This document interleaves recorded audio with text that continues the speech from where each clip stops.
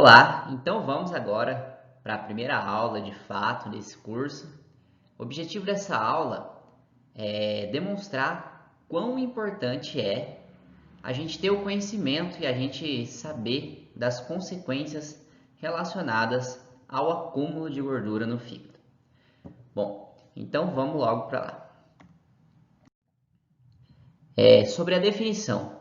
Primeira coisa que eu queria falar a gente fala gordura no fígado, a gente fala muitas vezes esteatose hepática, mas o nome real da doença abordada nesse curso aqui é doença hepática gordurosa não alcoólica, ou em inglês, Non-Alcoholic Fat Liver Disease. Essa sigla aqui, NAFLD. Por que em inglês, né? Todos os artigos que a gente vai ver aqui praticamente, acredito que todos vão ser em inglês. Se você é estudante de nutrição, você já tem que ir se acostumando, porque não tem jeito. A pesquisa na área da saúde, ela é praticamente toda a pesquisa de qualidade, e ela é somente publicada em inglês.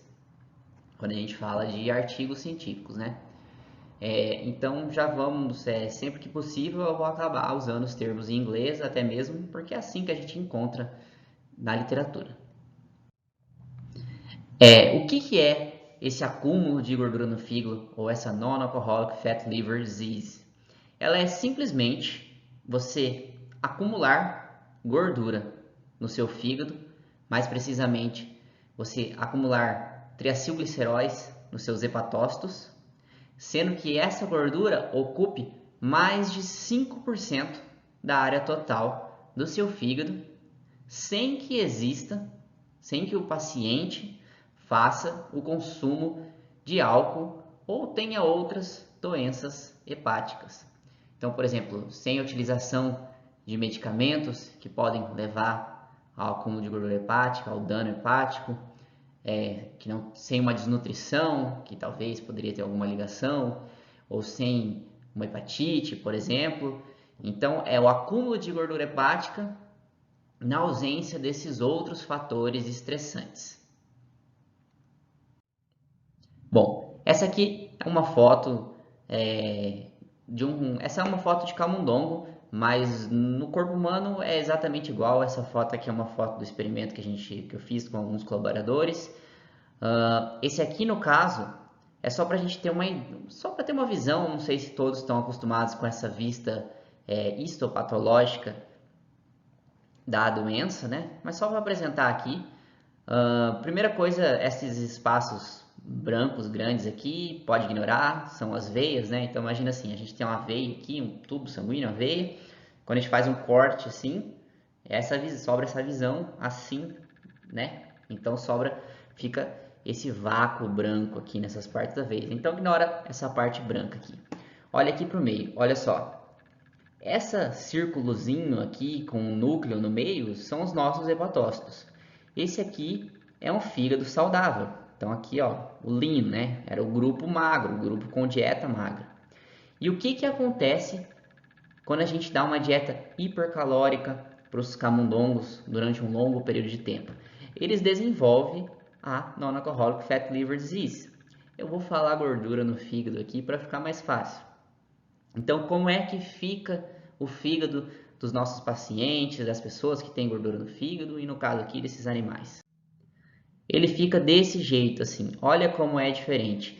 Então, olha aqui, ó, esse é um hepatócito normal, é todo vermelhinho, não tem nada dentro dele praticamente. E aqui, um hepatócito com um acúmulo de gordura bem grande.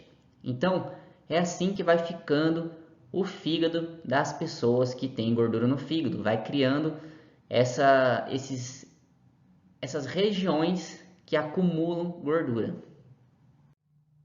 Então aqui, aonde que a gente acumula essa gordura, né? Então só para efeito de conhecimento, a gente acumula gordura dentro de uma organela. Essa organela é chamada de lipid droplet. Em português, o nome é gotícula lipídica. Então a gordura no nosso corpo, ela não fica simplesmente dentro da célula ali solta no citoplasma. Ela não. A gente pega os ácidos graxos, A gente junta 3 ácidos graxos com uma molécula de glicerol, formando um triacilglicerol ou um triglicerídeo, que é sinônimo. E aí a gente pega esses triglicerídeos e a gente coloca eles, as células, né? A célula armazena esses triglicerídeos dentro dessas gotículas lipídicas. Então, às vezes fica junto, por exemplo, triglicerídeos com ésteres de colesterol. E geralmente, assim, como que essa gotícula lipídica é formada? Ela é formada a partir do retículo endoplasmático. Então, tem uma camada de fosfolipídio, começa a acumular triacilgliceróis e até que um momento se desprende do retículo endoplasmático, ficando ali solto, formando aquelas bolinhas que a gente viu ali na figura histológica, que são as gotículas lipídicas, tá bom? O que é importante aqui para o nutricionista saber, ou para o profissional da saúde de forma geral saber? Alguns artigos, algumas pesquisas, eles quantificam proteínas que são aqui da membrana dessas gotículas lipídicas. Então, basicamente, você tem que saber, para conhecimento, que a gordura fica acumulada dentro de uma organela. Essa organela aqui tem diversas funções dentro da célula e que muitas vezes são quantificadas proteínas de membrana aqui dessa organela. Só para dar um exemplo aqui, talvez se a gente expressa mais determinada proteína, a gente poderia facilitar a liberação de triglicerídeos de dentro dessa gotícula lipídica. Então, é mais ou menos com essa ideia que algumas pesquisas acabam quantificando essas proteínas. Mas isso aqui é só para efeito de conhecimento e de curiosidade mesmo. Bom, falar um pouco sobre a epidemiologia da gordura no fígado. Por que ela é uma doença extremamente importante na atualidade? Bom, só para demonstrar aqui, a gordura no fígado ela tem uma íntima relação com o ganho de peso, com o sobrepeso principalmente. E se a gente pegar um panorama mundial, 39% das pessoas do mundo, segundo a Organização Mundial da Saúde, em 2016, estavam com sobrepeso. Se a gente pegar algo mais regional, somente América Latina e o Caribe, o número de pessoas com sobrepeso chega a 58% e o número de obesos chega a 23%, ou seja, quase um quarto da população com obesidade e mais da metade da população com excesso de peso, com sobrepeso. Isso é extremamente importante com relação à gordura no fígado, por quê? Porque existe uma correlação muito grande entre o ganho de peso e o acúmulo de gordura no fígado. Então, dos indivíduos com sobrepeso, né, IMC acima de 25, a gordura no fígado está presente em até 58% desses indivíduos. E naqueles que são extremamente obesos, aqueles com IMC acima de 35, a gordura no fígado está presente em até 98% desses indivíduos. Ou seja, provavelmente, se você tem sobrepeso, se você é obeso, se o paciente é obeso, ele vai ter acúmulo de gordura no fígado. É estimado que até um quarto da população mundial tenha gordura no fígado, só que qual que é o problema? Muitas vezes as pesquisas que fazem essas análises, elas diagnosticam a gordura no fígado através daqueles exames de enzima hepático, né, da ALT, da AST, né, que é a antiga TGO, TGP. O problema é que muitas vezes a pessoa, o paciente, ele pode ter gordura no fígado sem ter uma elevação nessas enzimas. Então, o número real de pessoas com gordura no fígado é muito maior do que as estimativas. Então, por isso que eu coloco aqui, esse é um trecho de um artigo de revisão que eu fiz, publicado na revista Nutrients. Se vocês quiserem dar uma olhada lá depois, é só jogar no Google meu sobrenome aqui e Non-Alcoholic Fatty Liver Disease mais Nutrients. Então, é estimado que esse número de pessoas com esteatose hepática seja ainda maior do que um quarto da população. Imagina só, quer dizer que se você é um nutricionista, existe uma grande probabilidade de um quarto dos seus pacientes terem gordura no fígado. Isso é extremamente importante, principalmente por causa do que a gente vai ver agora. Quando a gente fala de Non-Alcoholic Fatty Liver Disease, existe um pouco de diferenciação se a gente lê em português, se a gente lê em inglês, mas quando a gente lê em inglês, a Non-Alcoholic Fatty Liver Disease, ela seria um espectro, ela englobaria outras doenças dentro dela. Então, por exemplo, o que acontece? Existe, primeiramente, o acúmulo de gordura no fígado, somente acumular gordura, estocar gordura no fígado, e essa doença ela pode ir progredindo. Então, pode criar-se inflamação, pode se criar lipotoxicidade, que é uma toxicidade por causa do excesso de lipídios. Isso tudo gerando estresse oxidativo, com geração de espécies reativas de oxigênio, lesão à membrana das células, e isso tudo pode progredir para uma fibrose hepática e até mesmo levando a necrose hepática e até mesmo a um carcinoma hepático.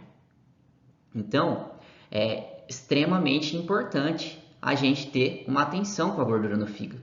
Mas, sinceramente, eu não acho que o mais importante não seja nem o carcinoma hepático, embora ele seja sim muito importante. Mas, na minha opinião, o que é mais importante, além dessa possível progressão, é que muito antes dela progredir a um carcinoma hepático, ela já está causando outros efeitos fisiológicos no paciente, outras alterações metabólicas que prejudicam a qualidade de vida do paciente. E é aí que eu acho mais importante, e é aí que eu acho que é o fundamental desse curso e o fundamental que os pacientes devem entender.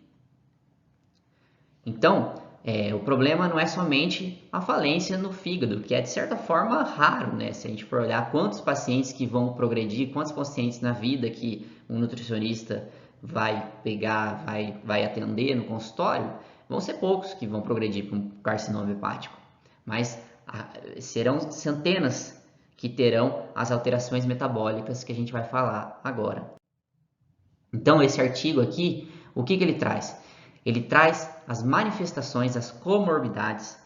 Comorbidade é quando a gente tem uma doença em consequência da outra, uma alteração fisiológica, metabólica em consequência de uma outra doença.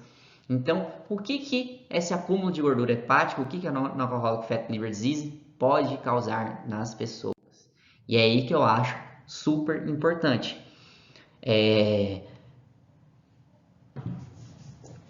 Então aqui, vamos dar uma olhadinha no que está escrito aqui. Eu vou passar logo aqui para a próxima tabela, que ela resume mais fácil o que as pesquisas estão trazendo. Olha só. Então aqui, pode aumentar a chance de diabetes tipo 2, de doenças cardiovasculares, então aterosclerose, enfim, disritmia. Também aumenta problemas, acúmulo de gordura hepático, né? A chronic kidney disease, síndrome do ovário policístico, e também hoje em dia já se tem surgido hipóteses, né? Surgido pesquisas, na verdade, relacionando o acúmulo de gordura hepática com aumento de pedra no rim, com aumento de periodontite, de psoríase e até de disfunção sexual nos homens. E a maioria desses mecanismos aqui a gente vai acabar vendo no curso aqui. Então, por exemplo, a gente vai falar aqui, quando a gente vai falar de ácido úrico, e o ácido úrico seria uma das hipóteses para explicar o aumento de urolitíase, a relação da resistência à insulina, que tem uma íntima ligação com a esteatose hepática, com a gordura no fígado, também está ligada à acantose nigricans e também à psoríase. Problemas de circulação, levando aí a uma série de outras doenças, o acúmulo de gordura no rim, a diabetes tipo 2 também, que tem muito a ver com a resistência à insulina. Então, isso tudo nas próximas aulas a gente vai abordar, tá bom? Aqui é só para trazer assim um panorama geral. Eu acho que isso aqui, essa tabela, é chave quando a gente tem um paciente com esteatose hepática, com gordura no fígado, ou por mais que o paciente não tenha sido diagnosticado ainda através de ultrassom com gordura no fígado. Se você sabe que ele tem sobrepeso, você já pode alertar ele sobre essas possibilidades aqui. E até mesmo se ele tem alguma dessas comorbidades, você já pode fazer aí o link da importância dessa redução da gordura no fígado. Outra coisa importante, não tem tratamento aprovado pela FDA, pelo menos não até o momento que eu estou gravando esse vídeo. Já tem vários testes sendo feitos, mas nada específico ainda para gordura no fígado. Muito menos pela Anvisa, né? A FDA seria a Anvisa americana aqui. Então, se não tem nem pela FDA, ainda vai levar um bom tempo, talvez anos, para ter algum medicamento regulado aqui pela Anvisa para o tratamento dessa doença. Então, qual que é a nossa opção que a gente tem atualmente? É através da alimentação, do exercício físico, né, das alterações no estilo de vida. E a gente vai ver que, na verdade, alterar a alimentação causa um resultado extremamente favorável. Não é algo difícil de se perder gordura no fígado. É mais fácil você perder gordura no fígado até do que talvez ter um grande emagrecimento. Então é muito satisfatório. Você não precisa perder tanto peso, ou às vezes você nem precisa perder peso, a gente vai ver isso ainda, e você consegue perder gordura no fígado mesmo sem perder peso, só através da alteração na dieta. Bom, por fim, toda a aula vou deixar uma sugestão de leitura. Eu vou colocar aqui, são vários artigos que são consultados e são citados aqui durante a aula. Eu posso até no final do curso colocar todos os artigos, mas eu acho que fica chato quando eu faço um curso online, a pessoa que está ministrando o curso, ela coloca 10, 20 artigos, a gente não lê, ninguém lê os 10, 20 artigos. Então eu vou fazer do jeito que eu acho mais interessante. Eu vou colocar um artigo, que é o artigo que eu acho que é o mais importante. E aí sim, eu acho que se você assiste uma aula de 20 minutos e você lê mais um pedaço, ou lê mais um artigo inteiro, aí sim você consegue assimilar todo aquele conhecimento que foi passado na aula e aí sim tem um proveito maior do curso. Então, eu vou estar deixando apenas um artigo por aula para estar facilitando a leitura. Esse artigo é o que eu recomendo. Então, o artigo que eu vou deixar aqui hoje é aquele artigo da tabela. Para a gente é um artigo bom de se ter, para até mesmo para apresentar para o paciente ou para a gente fazer uma consulta rápida. É um artigo assim para abrir a mente um pouco. Depois que você lê esse artigo, você pode pesquisar mais especificamente. Às vezes você trabalha mais com mulheres que têm síndrome do ovário policístico. Então você já sabe que tem uma relação com a gordura no fígado, você vai e pesquisa mais especificamente sobre esse assunto. Ou você trabalha muito com pacientes com diabetes tipo 2, ou enfim. Então aí você pode partir desse artigo para o estudo de outras especificidades, tá bom? Só para deixar claro aqui, se tem algum estudante aqui vendo o curso, alguém que não está tão familiarizado com algumas dos termos que são utilizados nesse artigo, fica tranquilo, porque ao longo desse curso a gente vai abordar esses temas. Então, se você chegar numa parte do artigo que você se deparar aqui com adiponectina, citocinas inflamatórias, né, interleucina 6, fator de necrose tumoral alfa, IRS, NF-kappa-beta, lipotoxicidade, isso tudo aqui, ó, microbiota, disfunção mitocondrial, isso tudo vão ser temas que a gente vai comentar aqui, que a gente vai abordar durante o curso. Então, se você não está familiarizado com esses temas aqui, fica tranquilo que ao longo desse curso isso tudo aqui vai ficar elucidado, tá bom? Então, vamos terminando por aqui. Essa é a primeira aula, é bem rápida, é só uma introdução e até mais. Fica aí a dica da leitura, tentem ler pelo menos a introdução desse artigo aqui e depois ele fala especificamente sobre cada tema, escolhe um tema ali que você gosta e lê um pouquinho sobre ele, eu tenho certeza que vai ser uma leitura interessante. Até mais!